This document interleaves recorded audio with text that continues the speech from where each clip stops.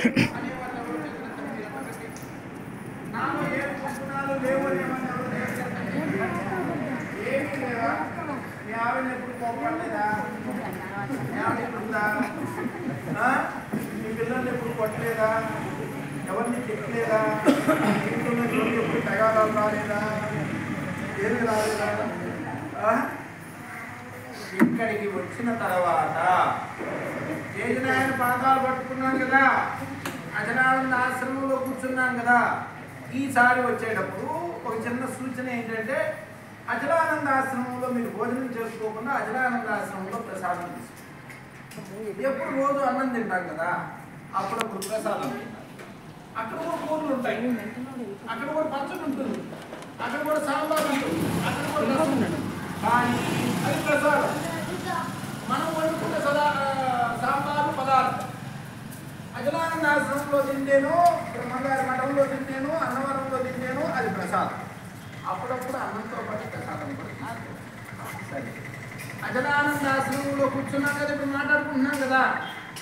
నాలో ఉన్నటువంటి ఒక దుర్గుణాన్ని ఈ రోజు నుండి బ్రహ్మంగారి మఠం వచ్చిన దానికి గుర్తుగా ఈ రోజు నుండి నా జీవితంలో దీనికి చోటు తొలగించే ప్రయత్నం చేస్తాను అని మీరు ఆత్మ పరిశీలన చేసుకొని ఒక్కొక్కరికి ఒక్కో దుర్గుణం, అసో అట్నే నీకు తెలీదా అని చెప్పేవాళ్ళు కొంతమంది. ఆ అమ్మ గురించి, ఈ అమ్మ గురించి, అమ్మలక్కల గురించి, అమ్మలక్కల గురించి లేనిపోయినవి విన్నవి కొన్ని, మనం కల్పించినవి కొన్ని, దానికి మళ్ళా రెక్కలు తొలగినవి కొన్ని, ఇవన్నీ చెప్పే అలవాటు. సాయంత్రం అయితే భూకంపం వచ్చి జనమంతా ఇంటికి పరిగెడుతున్నా, ఎనపరేపు ఇద్దరి మేలు సీరియల్ నుండి మన మనస్సు పక్కకు రాదు. టీవీ ఇంతకు ముందు టీవీ పాదమ్మ, ఇప్పుడు మనకు బాగా దగ్గరకు వచ్చేసింది. అమ్మగారి హ్యాండ్ బ్యాగ్ లో ఏమున్నా లేకపోయినా సెల్ ఫోన్ ఉంటుంది, సెల్ ఫోన్ లో ఏమున్నా లేకపోయినా యూట్యూబ్ ఉంటుంది, యూట్యూబ్ లో ఏం చూసినా చూడకపోయినా మనం రీల్స్ చూస్తాం. ఏంటి జబర్దస్త్ లాంటి బంగారం లాంటి జోక్స్ చూస్తాం. ద్వంద్వార్థాలకు సంబంధించిన అంటే బిగ్ బాస్లు ఇవన్నీ బ్రహ్మాండంగా. ఈ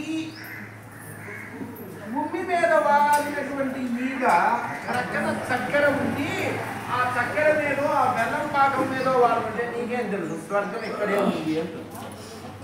వాడు గాంధించి ఉమ్మినటువంటి ఉమ్ములో ఆ శ్లేష్మంలో ఆ పచ్చగా ఉండే దాని మీద వాడి ఇది పంచభక్ష పరమాన్నాలు తింటున్నట్లుగా అనుకుంటుంది. ప్రక్కనే మన ఇంటి ప్రక్కనే దేవాలయం ఉన్నా కాసేపు వెళ్ళి కూర్చునే బుద్ధి కలగదు మనకి. ఇంట్లో మాత్రం సీరియల్ లేకపోతే మనవడితో తగాదా, మనవరాలతో తగాదా, కోడలతో తగాదా, అమ్మానాన్నతో తగాదా, అన్ని తగాదా. ఇటువంటివి కొంతమందికి ఉంటుంది. ఇంకా కొంతమందికి అయితే నోరు చాలా మంచిది, ఊరు మంచిదైతే నోరు మంచిది అవుతుంది. ఆ అమ్మ దారిని పోయే వాళ్ళని పిలిచి పలకరించి మరీ తగాదా పెట్టుకొని పంపిస్తుంది. ఇటువంటి ఇంత గొప్ప గుణాలు లేకపోయి ఏవో కొన్ని ఉంటాయి కదా మన దగ్గర కూడా. మన స్థాయి లేకుండా మన దగ్గర, నా దగ్గర అయితే కొన్ని వందల గుణాలు ఉన్నాయి, నా దగ్గర అయితే కొన్ని వందలు ఉన్నాయి. మార్చుకునే ప్రయత్నం చేస్తున్నాను, ఒక్కోటి మార్చుకుంటూ వస్తుంది. అలాగే ఆత్మసాక్షిని పరిశీలించుకుని చూసినప్పుడు మన అంశంలో చెడు ఉంటుంది. ఏదో ఒక చెడుని బ్రహ్మంగారి పాదాల సాక్షిగా ఈ రోజు నుండి వదిలిపెట్టాలి. నేను అబద్ధం ఆడతాను, అబద్ధం వదిలిపెడుతున్నాను. కొంతమందికి ఇంకా తీర్థం కూర్చునే అలవాటు ఉంటుంది. తీర్థం అంటే మలాపాతం, ఇంకా ఏదో ధూమపానం లాంటిది ఏదో ఉంటుంది మగవాళ్ళు, రకరకాలైన ఏదో ఒక దుర్గుణం ఈ రోజు నుండి వదిలిపెట్టాలి. అలాగనే మీ చుట్టూ పుట్టే వాళ్ళతో ఎప్పుడన్నా మీరంతా ఇంకెన్ని రోజులు మీకు ముగించారు, ఇంటికి వెళ్ళిన తర్వాత ఇంటికి మళ్ళీ కూర్చుంటా అమావాస్య మీటింగ్లో కూర్చున్నప్పుడు మీరంతా కూడా ఒక విషయం చెప్పాలి. మొదట మీరే మొదలుపెట్టాలి. అక్కడ ఉన్నటువంటి సత్సంగ సభ్యులందరిలో ఒక్కొక్కరిలో ఒక్కొక్క గొప్ప గుణం ఉంటుంది, అది గుర్తించాలి. ఈ గొప్ప గుణం ఏంటి, ఎక్స్లో ఏముంది, వైలో ఏముంది, జెడ్లో ఏముంది, ఆమ్లో ఏముంది, ఈఎంలో ఏముంది మీరు చెప్పాలి. ఒక్కొక్కరిలో ఉన్నటువంటి ఒక్కొక్క గొప్ప గుణం. చెడ్డ గుణాలు చాలా ఉన్నాయి, వాటికి ఉంటాయి. మంచి గుణాలు చాలా ఉంటాయి కదా మన చుట్టూ ఉండే జనంలో. కాబట్టి మంచి గుణం ఏమిటి మాట్లాడుతున్నాం. ఈ అమ్మ దగ్గర ఇది నేర్చుకోవాలి. ఆ పిల్లవాడి దగ్గర ఆ వయసులో కూడా ఎంత కుదురుగా కూర్చున్నాడో, ఎంత శ్రద్ధగా వింటున్నాడో వాడు మనకు గురువు కదా. ఈ ప్రపంచంలో మనకు గురువులు కాని వాళ్ళు ఎవరు? కాళ్ళ కింద ఉన్న బండ కాళ్ళు తగిలి తగిలి తగిలి అది నున్నదనాన్ని పొందుతుంది. అది షైనింగ్ కోల్పోవటంలా ప్రకాశాన్ని పెంచుకుంటుంది. కాళ్ళతో తొక్కితే మనం అనుకుంటాం వాడు తిట్టాడని మనం కుంగిపోతాం, వీడు కొట్టాడని మనం కుంగిపోతాం. ఆ బండ ఏం చెప్తుంది? నన్ను తొక్కాడు కానీ నేను పొంగటంలా, నేను నా శక్తిని నా ప్రకాశాన్ని పెంచుకుంటున్నానంటుంది మీ కాళ్ళ కింద ఉండే బండ.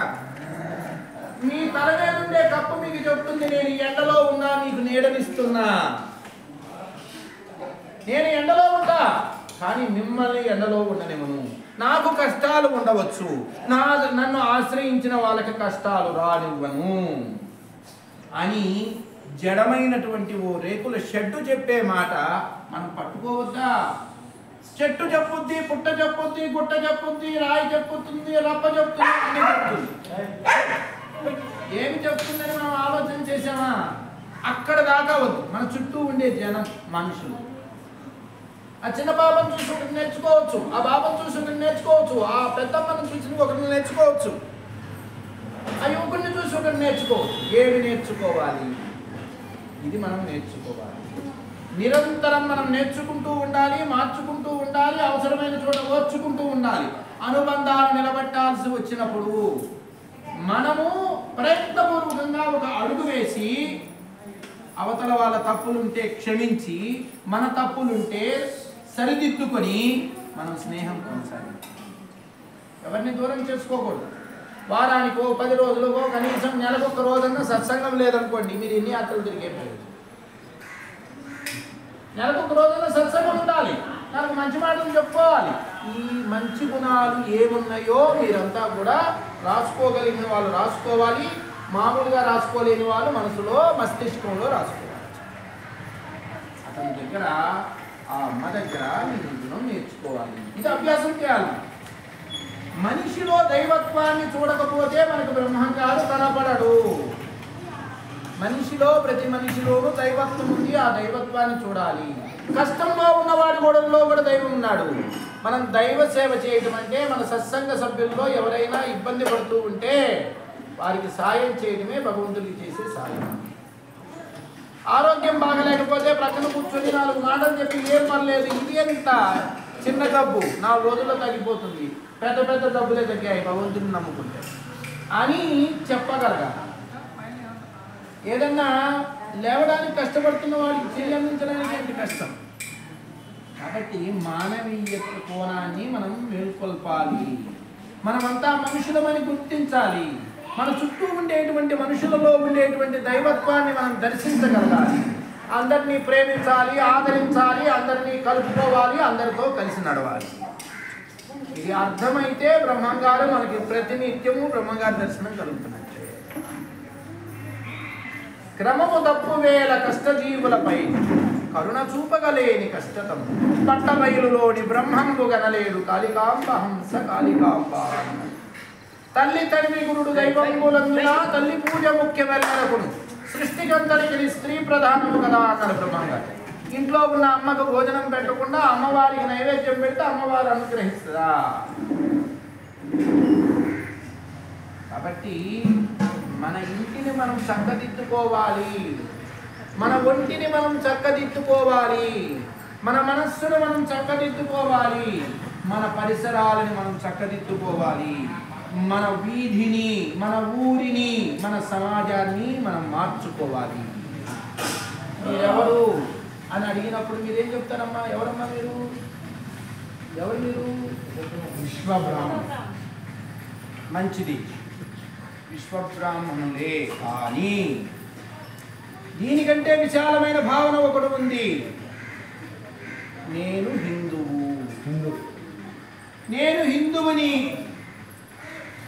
నా కులం నాకు ఉంది, నా బంధుత్వం నాకుంది, వీళ్ళందరినీ గౌరవిస్తాను, వీళ్ళందరినీ ఆదరిస్తాను, వీళ్ళందరినీ ప్రేమిస్తాను. వీళ్ళ అందరికంటే నా బంధువైన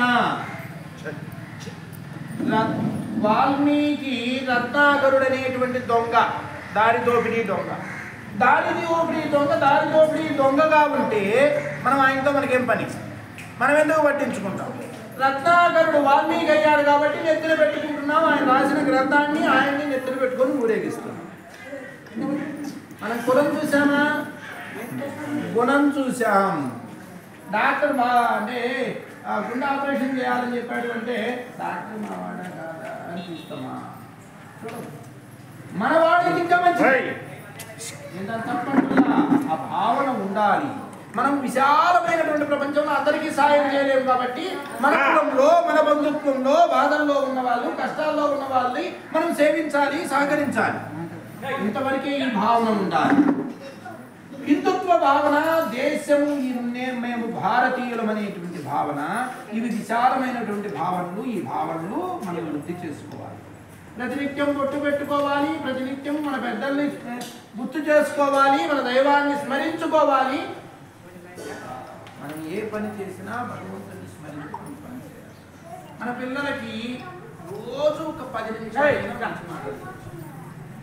రోజుకు ఒక కథ, వీలు కాకపోతే వారానికి ఒక కథ, అంతకంటే వీలు కాకపోతే నెలకు ఒక కథ, అది వీలు కాకపోతే వాళ్ళు మర్చిపోండి. మంచి వృద్ధాశ్రమం ఎక్కడుందో చూసుకోండి. హాయిగా వృద్ధాశ్రమంలో ఇప్పటి నుండే డబ్బులు కూడా పెట్టుకోండి. ఎందుకంటే మీరు వాళ్ళకి ఏమి నేర్పించకపోతే వాళ్ళు మీకు నేర్పిస్తారు. ఏం నేర్పిస్తారంటే ఒంటరిగా బతకడం ఎట్లాగో నేర్పిస్తారు. దానికి ఇప్పటి నుండే సిద్ధంగా ఉండండి. కాబట్టి ఈ ధర్మం గురించి మనం తెలుసుకోవాలి. జగన్నాయని గురించి తెలుసా అంటే ఇంతమంది ఒక్కరు చేతులు ఎత్తారు. జగన్నాయని ఫోటో ఉందా అంటే అందరూ చేతులు ఎత్తారు. ఈసారి వచ్చేసరికి జగన్నాయని తెలుసుకున్నటువంటి బాధ్యత మీది. బ్రహ్మంగారి చరిత్ర చెప్పాలి, బ్రహ్మంగారి తత్వం చెప్పాలి, గొప్పతనం చెప్పాలి. ఒక వారం రోజులు దాని మీద